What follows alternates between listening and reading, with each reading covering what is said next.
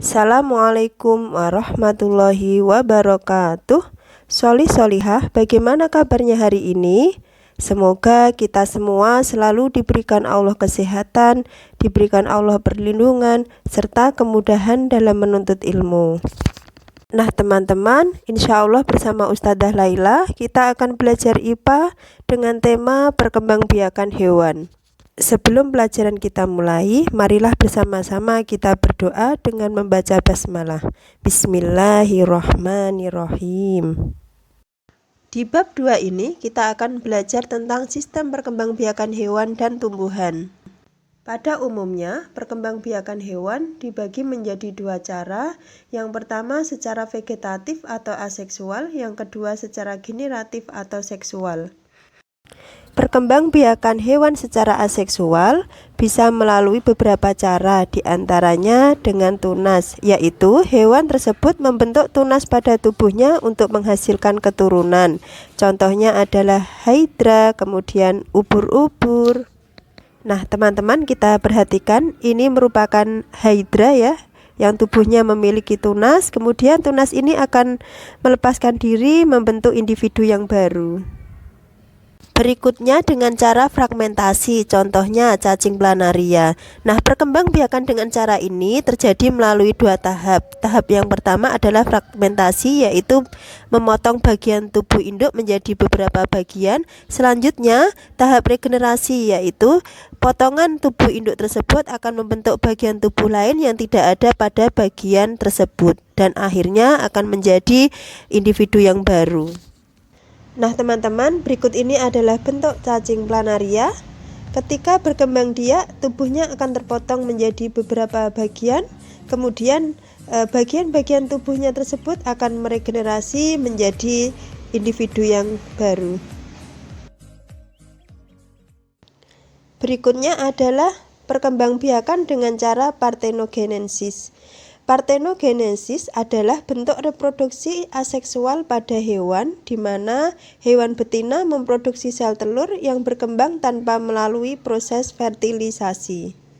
Perkembangbiakan seperti ini bisa terjadi pada semut, tawon, kutu daun, kutu air, lebah. Nah, pada lebah betina ini dia akan menghasilkan telur-telur yang kemudian telur-telur itu akan menetas menjadi lebah jantan dan lebah betina. Meski demikian, setelah beberapa generasi mengalami parthenogenesis, maka lebah ini pun akan mengalami fertilisasi, yaitu bertemunya sel telur dengan sel sperma. Selanjutnya adalah perkembangbiakan hewan secara seksual. Nah, perkembangbiakan hewan dengan cara seksual ini diawali dengan proses fertilisasi. Ada beberapa cara perkembangbiakan secara seksual. Yang pertama adalah vivipar atau melahirkan, kemudian ovipar atau bertelur, dan ovovivipar yaitu bertelur melahirkan. Hewan yang berkembang biak dengan vivipar, maka embrio yang ada pada rahim akan dilahirkan oleh induknya. Contoh, ada kucing, ada sapi, macan, kelinci, kemudian juga paus dan lumba-lumba itu berkembang biak dengan cara vivipar. Selanjutnya perkembangbiakan secara ovipar, yaitu embrio yang berkembang di dalam telur kemudian akan dikeluarkan dari tubuh induknya. Contoh, cicak, kemudian burung, kemudian ayam, dan lain-lain. Berikutnya, perkembangbiakan dengan bertelur melahirkan atau kita sebut ovovivipar, yaitu embrio yang berkembang di dalam telur yang berada pada tubuh induk betina ini kemudian menetas di dalam tubuh induk. Setelah menetas kemudian dilahirkan. Contohnya adalah ikan pari, kemudian hiu tiger, ular boa, ular sanca ya. Kemudian perkembangan hidup hewan. Hewan berkembang melalui tahap tertentu yang dimulai dari telur, kemudian menjadi hewan muda, kemudian berkembang menjadi hewan dewasa atau imago. Hewan muda yang memiliki struktur dan fungsi organ tubuh yang berbeda dengan hewan dewasa, ini kita sebut sebagai metamorfosis. Ada dua jenis metamorfosis pada hewan, yaitu metamorfosis sempurna dan metamorfosis tidak sempurna. Hewan yang mengalami metamorfosis sempurna akan berkembang melalui tahapan telur, kemudian telur berubah menjadi larva, larva berubah menjadi pupa, dan pupa berubah menjadi imago.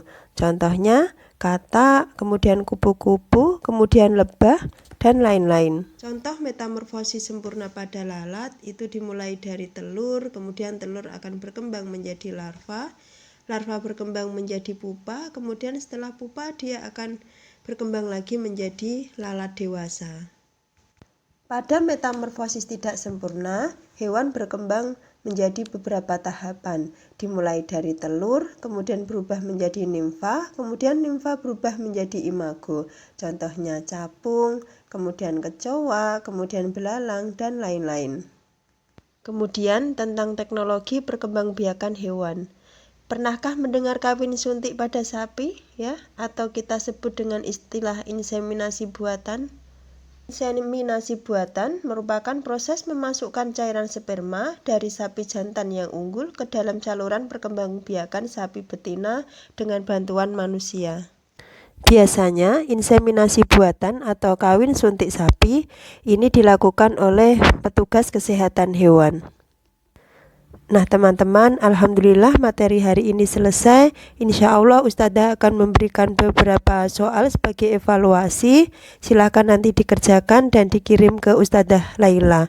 Boleh melalui WhatsApp atau melalui Telegram.